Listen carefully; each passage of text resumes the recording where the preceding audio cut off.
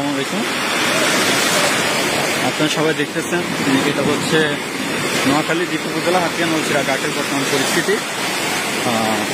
পরিস্থিতি খুবই ভয়াবহ। নলছিড়া ঘাটে প্রায় নদীর সংলগ্ন যে সকল দোকানপাট ছিল, একটা দোকানপাটেরও হচ্ছে কি কোনো মালামাল নাই। সব মালামাল প্রায় হচ্ছে নদীর স্রোত, অতিরিক্ত স্রোতের কারণে দেশে চলে গেছে এবং হচ্ছে দোকানের কোনো মালামাল, আলমারি, অনেকেরই হচ্ছে কিছু নাই। নোয়াখালী হচ্ছে যে উপজেলা হাতিয়া নলছিড়া ঘাটের ম্যাক্সিমাম দোকান ব্যবসায়ীরা খুবই নিঃস্ব হয়ে গেছে। কি বড় বড় স্রোত আসতেছে, এখনো নদীর হচ্ছে কন্ডিশন খুবই খারাপ অবস্থা। আমি হচ্ছে কি যে জায়গায় দাঁড়িয়ে আছি এখানে হচ্ছে কি আমি নিজেই টিকতে পারতেছি না, কি পরিমাণ ঢেউগুলো আসতেছে আপনারা সবাই দেখতেছেন।